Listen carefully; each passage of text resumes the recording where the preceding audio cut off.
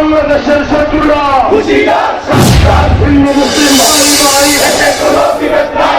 ভারতের আগরতলায় বাংলাদেশ সহকারী হাই কমিশন প্রাঙ্গণে বাংলাদেশের পতাকা অবমাননা, হামলা ও ভাঙচুর। বাংলাদেশ সহকারী হাই কমিশনে হামলা ও ভাঙচুরের প্রতিবাদে দক্ষিণ জেলা বিএনপি নগরীর কান্দিরপাড় ভিক্টোরিয়া কলেজ সড়কের বিএনপির কার্যালয় থেকে বিক্ষোভ মিছিলটি বের হয়। মিছিলের নেতৃত্ব দেয় কুমিল্লা দক্ষিণ জেলা বিএনপির আহ্বায়ক ও কেন্দ্রীয় বিএনপির ত্রাণ ও পুনর্বাসন বিষয়ক সম্পাদক আমিনুর রশিদ ইয়াসিন। বিক্ষোভ থেকে হামলাকারীদের বিচার ও ভারতীয় আগ্রাসন বন্ধের দাবি জানানো হয়। মহানগর বিএনপির উদ্যোগে দলীয় কার্যালয়ের সামনে থেকে বিক্ষোভ মিছিল বের হয়ে শহরের বিভিন্ন শহর প্রদক্ষিণ করে। আমাদের জাতীয় পতাকা এবং আমাদের এমবেসিতে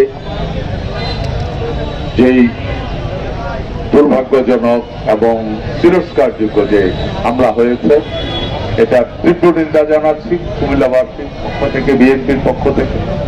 এবং ভারতে আমাদের পতাকাকে অসম্মান করা হয়েছে, তারই প্রতিবাদে আজকে এই তাৎক্ষণিক বিক্ষোভ সমাবেশে সম্মানিত সভাপতি উপস্থিত আছেন মহানগরের সদস্য সচিব ইউসুফ মোল্লা টিপু সহ বিএনপি, ছাত্রদল, যুবদল, কৃষক দল, শ্রমিক দল, বিভিন্ন অঙ্গ সংগঠনের নেতৃবৃন্দ। আসসালামু আলাইকুম।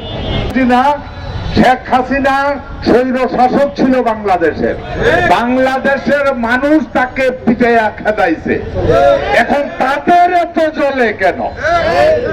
কারণ একটাই, শেখ হাসিনা থাকাকালীন যা ইচ্ছা তা চুক্তি করে ভারত বাংলাদেশকে তাদের একটা অঙ্গরাজ্যের স্বপ্ন দেখতেছিল।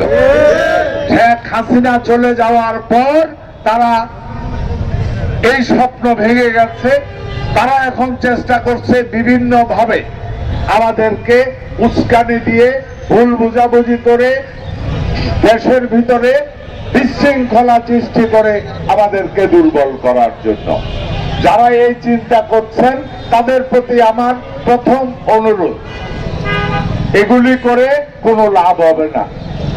কারণ আপনারা স্বপ্ন দেখছিলেন যে কিয়ামত পর্যন্ত শেখ হাসিনার নাকের ডগায় যতদিন দম আছে শেখ হাসিনার আমরা এই দেশে প্রধানমন্ত্রী রাখবো।